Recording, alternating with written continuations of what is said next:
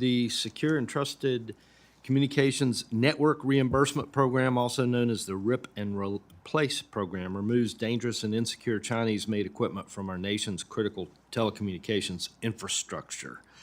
In your written testimony, you mentioned that the FCC plans to use the proceeds from auctioning off AWS-3 licenses to facilitate the continuation of the RIP and Replace program.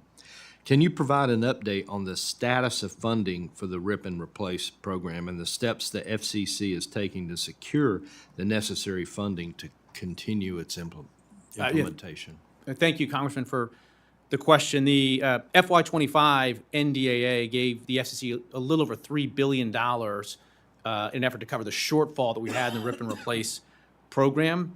In terms of the current status, the Commission has now gone to the U.S. Treasury, and we've borrowed that authorized funding, and we have allocated and made commitments to providers.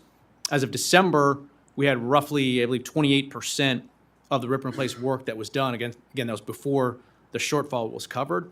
Now that the shortfall is covered, work is underway again, and we expect that within a year from now, essentially all of that work will be complete. All of the sort of the priority one providers that had been in the program are fully compensated. We have one carrier left that currently doesn't have full funding. And so which is that area that doesn't have full funding? And what do you expect the request will be? Well, right now there's not an additional request that's pending. So Congress allocated the $3 billion. We had to borrow that money from Treasury. There's an interest that's charged on that borrowing. And because of the interest that we have to pay to the Treasury, there's a slight shortfall that impacts one provider. But every other provider that's in the program, in fact, all the providers that historically have been in the program are now fully taken care of. And we're going to continue to work with that one provider and see what the options are. Do you expect that the FCC's fiscal year 26 budget request will include any more funding for the RIP and Replace program? Ultimately, we'll wait and see where the president's budget comes out and the decisions that Congress has made. Again, all providers except for that one would not need additional funding at this point. And in your written testimony, you stated that when you began your tenure as the chairman in January this year, 98% of FCC employees still routinely teleworked using COVID-era policies. As a result of President Trump's return to work policies, this number has drastically corrected itself to 92% of all FCC employees back to work full-time at the office. Who are the other 8% of FCC employees that are not yet required to be full-time back at the office?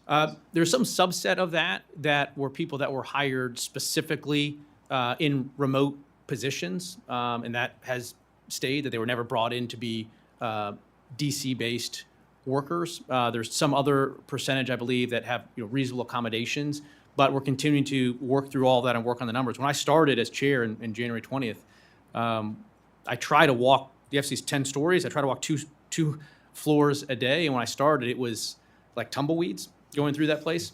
And today I can report that it's a very, very different dynamic, and what we're hearing from people is that being back in person, yes, there's a challenge with commutes and commuting hours getting worse in DC, I get that, but that there's a collaboration that there was missing, that there were things that you wouldn't necessarily raise to a coworker through an email or a phone call, but you bump into the hall and do it, that there's these siloed teams that we've had where maybe you work with your direct reports, and that's breaking down as well. So I think the collaboration that we're starting to see, the culture at the agency, and I think ultimately the productivity is going to be much better from having returned people back into the building.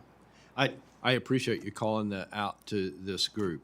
This has been a debate for the time I've been here in Congress, and that's one part of the argument that typically does not make it on the floor. So thank you for that. Mr. Chair, I yield.